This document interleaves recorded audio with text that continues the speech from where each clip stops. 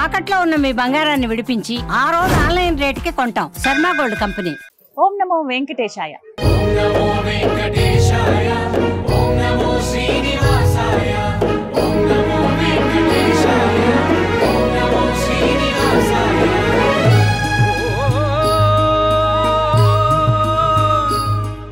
ఈ భూమండలం పైనే అత్యద్భుతమైన, ఎంతో ప్రశస్తమైన, అత్యంత పవిత్రమైన స్థలంగా తిరుమలను చెబుతారు. అఖిలాండ కోటి బ్రహ్మాండ నాయకుడు, దేవాది దేవుడు, కలియుగ ప్రత్యక్ష దైవమైనటువంటి ఆ శ్రీ వెంకటేశ్వరుడు కొలువై ఉన్నటువంటి ఈ తిరుమల ఎంతో పుణ్య పవిత్ర స్థలం. ఆ స్వామివారి దర్శన భాగ్యమే ఎన్నెన్నో జన్మల పుణ్యఫలంగా చెబుతారు. అటువంటి ఆ స్వామివారు కొలువై ఉన్నటువంటి ఈ క్షేత్రం మహత్యం మాటల్లో చెప్పలేం. ఎన్నిసార్లు చూసినా మళ్ళీ మళ్ళీ చూడాలనిపించే రూపం ఆయన సొంతం. అయితే స్వామివారి గురించి, స్వామివారి లీలల గురించి మనం ఎప్పుడు వింటూనే ఉంటాం. అసలు స్వామివారు ఏ విధంగా ఉంటారు, వారికి జరిగే నిత్య సేవలు, కైంకర్యాలు, పూజా విశేషాలు, వారికి సమర్పించేటువంటి నైవేద్యాలు, అసలు స్వామివారు వారి లీలల గురించి తెలుసుకుందాం అనిపించిందండి. ఒక్కసారి స్వామిని దర్శిస్తేనే ఎంతో పుణ్యం అంటారు. అలాంటిది కొన్ని తరాలుగా, కొన్ని వంశాలు స్వామివారిని అర్చిస్తూ సేవిస్తూ ఉన్నారు. మనం ఇవాళ ఇంటర్వ్యూ చేయబోతున్నాము తిరుమల తిరుపతి దేవస్థానం ప్రధాన అర్చకం వేణుగోపాల దీక్షితులు గారు. వారితో మాట్లాడి స్వామివారి మహత్యం గురించి, స్వామివారి లీలల గురించి తెలుసుకుందాం. ఓం నమో వెంకటేశయ్య. నమస్కారం గురుగారు. ఎలా ఉన్నారండి? ఎప్పుడు బాగుంటారు ఖచ్చితంగా, ఎందుకంటే ఆ స్వామి సన్నిధిలో, స్వామివారి సేవలో తరిస్తూ ఉన్నారు తరతరాలుగా. కలవటం, మిమ్మల్ని దర్శించుకోవటం కూడా మా అదృష్టమే. చక్కగా స్వామివారి సమక్షంలో ఇంటర్వ్యూ జరుగుతోంది. అంగీకరించినందుకు మీకు ధన్యవాదాలు తెలియజేస్తూ, కొంతమంది భక్తులు అనే మాట, తిరుమల కొండపైకి వెళ్ళాము, సడన్ గా మేము ఎటు వెళ్లాలో దారి మర్చిపోయాము, ఎవరో పొడుగ్గా ఒక వ్యక్తి వచ్చి కనిపించి మీరు ఇలా వెళ్ళండి అని చెప్పటం, ఎవరో సడన్ గా వచ్చి 2 లడ్డూలు చేతిలో పెట్టి వెళ్ళిపోవడం, ఒక మనిషి కనిపించి మీకు ఈ ఇన్ఫర్మేషన్ కావాలా అని చెప్పి ఆ సమాధానం చెప్పటం, ఇన్ఫర్మేషన్ అందించి వెళ్ళిపోవటము, ఇలా చాలా మంది అనుభూతి చెందారండి. అంటే నిజంగా స్వామి అలా వచ్చి ఉన్నారంటారా? స్వామి ఇక్కడ స్వామి తరఫున ఆయన పరివార గణమంతా కూడా అష్టదిక్పాలకులు, గంధర్వులు, కిన్నెరులు, కింపురుషులు, బ్రహ్మాది దేవతలంతా కూడా ఇక్కడ వేంచేసి స్వామివారిని సదా దర్శించుకుంటూ ఉంటారు. స్వామివారి అనుగ్రహం చేత ఇట్లా భక్తులు కష్టాలు పడకుండా ఉండాలనే స్వామివారి ఇక్కడ ఆవిర్భవించింది. వాళ్ళ భక్తులు ఏదన్నా కష్టాల్లో ఉన్నప్పుడు ఏదో ఒక రూపంలో స్వామివారు, వారి సేవకులు, గంధర్వులు, కిన్నెరులు, కింపురుషులు వాళ్ళు వచ్చి ఏదో ఒక రూపంలో వచ్చి వారికి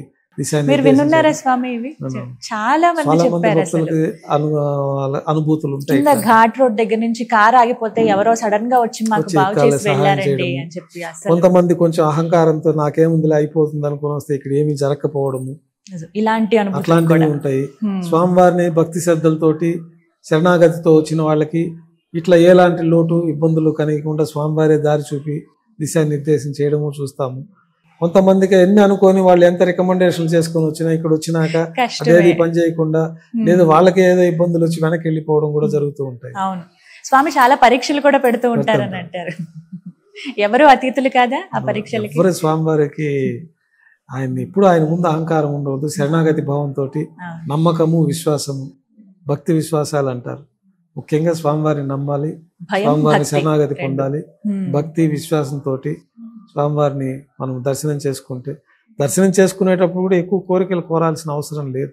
అంత సమయం కూడా ఉండదు. స్వామికి చూడంగానే వాళ్ళు మర్చిపోతారు. అసలు అంటే కంపార్ట్మెంట్ లో కూర్చుని అంత కష్టం కూడా ఒక్కసారి ఆనందే నిలయం వైపు వెళుతున్నావు, అడుగు వేస్తున్నావు అనగానే ప్రవేశించగానే ఆ దివ్యమైన శక్తితోటి వాళ్ళు ఒక నిర్లిప్తంగా ఒక దీనిలోకి వెళ్ళిపోతారు.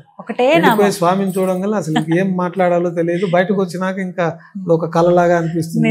వాళ్ళు కోరాలనుకున్నది, వాళ్ళ మనసులో కోరికలు చెప్పాలనుకున్నది కూడా మర్చిపోతాం. జస్ట్ అంటే ఇంకా అడుగు పెడుతున్నావు అనగా చేతులన్నీ, 2 చేతులు ఫస్ట్ ముందు 2 చేతులు పైకి వెళ్ళిపోతే గోవిందా అని అంటే చాలు, ఆయన విన్నాడు. బయట అనుకోని వస్తాము కానీ మనకు సంకల్పం అనేది మనం చేసుకొని వస్తాం కాబట్టి ఆ సంకల్ప ఫలితం అనేది దక్కుతుంది. అసలు ఎలా ఉండాలి అనేది కూడా ఒక నియమం కూడా చెప్తారు కదా గురువుగారు. అంటే ఒకసారి ఎంటర్ అయిన తర్వాత ఇప్పుడు కంపార్ట్మెంట్ లో వేచి ఉండే స్థలం ఉంది. ఏదన్నా తిరుమల క్షేత్రంలో మనం పవిత్రంగా భక్తి శ్రద్ధలతోటే భక్తులందరూ వస్తున్నారు. తెలియని వాళ్ళకు కూడా మనకి దిశానిర్దేశాలు అన్ని చోట్ల మనకి తిరుమల క్షేత్రానికి ఈ విధమైన ఆచారంతో రావాలి. స్నానం ఆచరించి శుచి శుభ్రతతోటి, దైవనామ స్మరణతోటి, సాంప్రదాయ దుస్తులతోటి, వారి కుటుంబ ఆచారాన్ని అనుసరించి తిలకధారణతోటి వస్త్రాల స్వామివారి సాంప్రదాయకరమైన వస్త్రాలతోటి భక్తి విశ్వాసాలతోటి స్వామివారి దగ్గరికి రావాలి. మనం ఒక పెద్ద రాజు దగ్గరికి కానీ ఒక పెద్ద కార్యక్రమానికి వెళ్ళేటప్పుడే మనం ఎంతో శ్రద్ధతోటి మన దేహాన్ని చింపిరి జుట్టుతో కాకుండా శుభ్రంగా స్నానం ఆచరించి ఉన్నంతలో చక్కగా దుస్తులు కట్టుకొని ఈ విధంగా వెళ్తాము. భగవంతుడి దగ్గరికి కూడా అంతకు మించిన భక్తి శ్రద్ధలతోటి స్వామివారి దగ్గరికి రావడం అనేది మన ఆచార సాంప్రదాయం. పట్టు వస్త్రాలు ధరించాలా స్వామి? లేకపోతే సేవలో మైలు ఉండదు కాబట్టి పట్టు వస్త్రాలు అనేది పూజా సమయాలలో శ్రేష్టం. చాలా మంది మన కాటన్ వస్త్రాలు కూడా మనకి ఆరేసుకొని దాన్ని శుచి శుభ్రంగానే అందరూ ధరిస్తారు. ప్రత్యేకంగా మన సాంప్రదాయంలో మనకి స్నానాలు చేయడము, మనకి ఇవన్నీ పవిత్రమైన ఇవన్నీ సాంప్రదాయానుగుణంగా ఇవన్నీ మనకు ఉండే జీవన విధానంలో భాగం. మిగతా వాళ్ళలాగా మనకి అట్లా ఉండవు, వాళ్ళకి అంత ఉండవు. కానీ ఇతర దేశస్తులకి మన భారతీయ సాంప్రదాయం సనాతన ధర్మంలో ఉదయాన్నే స్నానం చేయడము, సాయంత్రం స్నానం చేయడము, పాత వాళ్ళంతా కూడా కాటన్ దోవతులు ధరించడము, వాళ్ళు ఉత్తరీయం ధరించడము. మీరు పాతకాలంలో మనుషులు శిఖ పెట్టుకొని ఉంటారు, వాళ్ళు కూడా బ్రాహ్మణులే కాకుండా ఇతర వాళ్ళు కూడా శిఖ కంపల్సరీగా పెట్టుకొని ఉంటారు. మనకు పాత సినిమాల్లో కూడా కొన్ని దాంట్లో ఆ పాత సాంప్రదాయం 60s లో 50s లో ఆ విధానాలంతా సాంప్రదాయపరంగా మన సనాతన ధర్మం ఆ విధంగా ఉంటుంది. మహిళలు కూడా జుట్టు ముడి వేసుకోవాలి అనేది చెప్తూ ఉన్నారు. ఎట్టి పరిస్థితుల్లో ఆలయంలో ప్రవేశించినప్పుడు దాన్ని ముడి వేసుకోవడము, జడ వేసుకోవడము సాంప్రదాయ రీతిలో రావాలన్నదే మనకి ఈ పద్ధతులు. అలా వేచి ఉన్నప్పుడు అడుగులో అడుగు వేసుకుంటూ వస్తూ ఉన్నప్పుడు స్వామివారి తలుచుకునే ఒక నామం ఆయన మనం గోవిందాని ఏ నామాన్ని తలుచుకోవాలి? గోవింద నామంతో సంతృప్తి పొందుతాడు. ఇంకా తర్వాత అష్టాక్షరి ఉంటుంది, ఓం నమో నారాయణాయ నమః. తర్వాత ద్వాదశాక్షరి, ఓం నమో భగవతే వాసుదేవాయ నమః. గోవింద, శ్రీనివాస గోవింద, వెంకటేశ గోవింద నామాలు ఉన్నాయి. దాంట్లో వారికి ఎంత సులువుగా ఆ నామస్మరణ చేసుకొని వస్తూ ఉంటారు. దాంతో మనకి పురాణాల్లో కూడా చెప్పి ఉండేది, నామస్మరణ చేతనే మోక్షం లభిస్తుందని చెప్పి. ఆ 3 యుగాల్లో ఉన్న పురుషులు, ఋషులు, గరుడు, గంధర్వ, కిన్నెర, కింపురుషులందరూ కూడా చాలా ఈర్ష్యపడతారు ఈ కలియుగంలో మానవులను చూసి.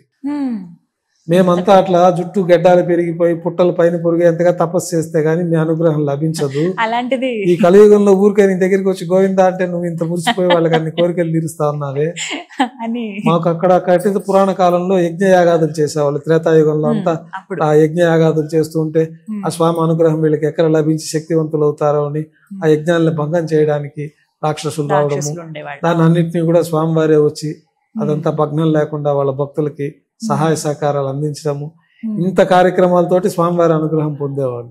ఈ కలియుగంలో జన్మించిన మానవులకి ఎంత సునాయాసంగా స్వామివారి అనుగ్రహం, గోవిందనామ స్మరణ చేతనే వాళ్ళకి మోక్షాన్ని ఇస్తున్నావు, వాళ్ళు కోరిన కోరికలన్నీ తీరుస్తున్నావు. మేము 3 యుగాల్లో ఇంత అవస్థలు పడితే గానీ మాకు లేదు. ఈ కలియుగ ధర్మం కాబట్టి కలియుగంలో 3 పాదాల్లో ధర్మం ఉంటుంది. కలియుగంలో భక్తులకి అంత స్పాన్ ఉండదు, వాళ్ళ జీవన ఇది కూడా ఎక్కువగా ఉండేది. మనకు అంత ఉండదు కలియుగం. మనుషులు కూడా 10 అడుగులు ఎత్తుండేవాళ్ళు, ఆజానుబాహువులు అట్లా ఉండేవాళ్ళు. కలియుగంలో చాలా తక్కువ కాబట్టి ఈ యుగ ధర్మాన్ని అనుసరించి రక్షణ కోసమే స్వామివారు ఆవిర్భవించారు కాబట్టి ఆ నామస్మరణ చేతనే ముక్తి వస్తుంది, యజ్ఞయాగాదులు చేసిన ఫలితం కలుగుతుంది. ముఖ్యంగా స్వామివారిని దర్శించుకున్నప్పుడు, విశేషంగా ఉత్సవాల్లో స్వామివారిని దర్శించుకున్నప్పుడు, బ్రహ్మోత్సవాల సమయంలో స్వామివారిని దర్శించుకున్న, వాహన సేవల్లో స్వామివారిని దర్శించుకున్న, యజ్ఞయాగాదులు చేసిన ఫలితం వస్తుంది. మనం కళ్యాణోత్సవంలో కామ్యోత్సవాలుగా స్వామివారికి కళ్యాణోత్సవం జరిపిస్తాము. ఈ కళ్యాణోత్సవంలో కూడా మహాసంకల్పంలో మనకి ఋషులు నిర్దేశించిన విధానం అంతా ఉంటుంది. దాంట్లో దశపూర్వేషాం దశాపరేషాం మత్వంశానం మాతృవంశానం అనేది మనం ఆ సంకల్పంలో వస్తుంది. ఈ కన్యాదానం ఒక ఫలితమేమి, స్వామివారి కళ్యాణంలో పాల్గొన్నప్పుడు ఎట్లాంటి ఫలితం వస్తుందంటే, మీకు ముందు 10 తరాలు, మీకు తర్వాత కొడుకుల నుంచి తర్వాత 10 తరాలు, మీ మాతృవంశంలో 10 తరాలు, పితృవంశంలో 10 తరాలు, మీరు చేసుకుంటే మీ పితృవంశంలో 10 తరాలు, మాతృవంశంలో 10 తరాలు, ముందు వెనక 10 తరాల పాటు వాళ్ళకి ఆమోద ప్రమోద సమ్మోద వైకుంఠాఖ్య లోకేషు సాలోక సారూప్య సామీప్య సాయుధ్యం, విష్ణు సాయుధ్యం పొందాలంటే కొన్ని లోకాలన్నీ ఉంటాయి మనకి పైన. ఒక్కొక్క లోకాన్ని దాటుకుంటూ వెళ్ళాలి. అవునండి. ఆ దాటుకుంటూ వెళ్ళాలంటే మనం చేసే పుణ్య ఫలితాల వల్లనే వాళ్ళు ఒక్కొక్క స్టెప్ పైకి వెళ్తారు. అందుకే అమావాస్య రోజున మనం పెద్దలకి తర్పణాలు చేసుకోవడము, ఆ పెద్దలకి చేసుకునే దక్షిణాయన పుణ్యకాలంలో అంతా కూడా పెద్దలకి మనకి చేసుకునే కార్యక్రమాలన్నీ మన ఆగమ శాస్త్రాల్లో నిర్దేశించిన విధంగా ఈ కళ్యాణోత్సవం చేసుకొని, స్వామివారి కళ్యాణోత్సవం చేసుకొని మన సంకల్పం చెప్పుకొని చేయించుకున్నందువల్ల కానీ, లేదు మనకు అమ్మాయి పుట్టినందువల్ల అమ్మాయిని కన్యాదానం చేస్తే, అబ్బాయి పుట్టినందువల్ల వేరు అంత ఇంత ప్రయోజనాలు లేవు. ఒక అమ్మాయి పుట్టినప్పుడు ఆ అమ్మాయిని కన్యాదానం చేసినప్పుడు, ఆ కన్యాదానం చేసినందుకు ఆ దానం ఇచ్చిన దానికి ఇతనికి కుటుంబంలో ఇంత ఫలితం కలుగుతుంది. అట్లా అబ్బాయిలే ఉన్నప్పుడు వాళ్ళకి ఆ కన్యాదాన ఫలితం ఉండదు కాబట్టి ఇట్లా స్వామివారి కళ్యాణం చేసుకుంటే ఫలితం ఉంటుంది. వాళ్ళకి ఒక మంచి అవకాశం ఇది. ఎవరైతే అబ్బాయిలు అమ్మాయిలే ఉన్నారు అనుకునే శాస్త్రపరంగా మనకి ఇట్లా ఎన్నో విషయాలు శాస్త్రాల్లో చెప్పబడింది. వాటన్నిటిలోనే ఉత్సవాలు మనకు ప్రారంభమైంది. స్వామివారి గురించి, వారి లీలల గురించి తెలుసుకోవడం అనేది ఎంతో సంతోషించే విషయం అండి. ధన్యవాదాలు. నమస్కారం. ప్రేక్షకులందరికీ కూడా స్వామివారి దివ్యాశీస్సులు ఎల్లప్పుడూ ఉండాలని, శ్రీ వెంకటేశ్వర స్వామి ఆశీస్సులతోటి ప్రపంచ ప్రజలందరూ సుఖ సంతోషాలు ఆయురారోగ్యాలతో వదిలుతూ స్వామివారిని దర్శించుకొని స్వామివారి పరిపూర్ణ అనుగ్రహం పొందాలని కోరుకుంటూ, స్వామివారి అనుగ్రహం ప్రపంచ ప్రజలందరికీ ఉండాలని సదా శ్రీవారి ఆలయంలో ప్రార్థనలు చేస్తూ ఓం నమో వెంకటేశాయ. ఓం నమో వెంకటేశాయ.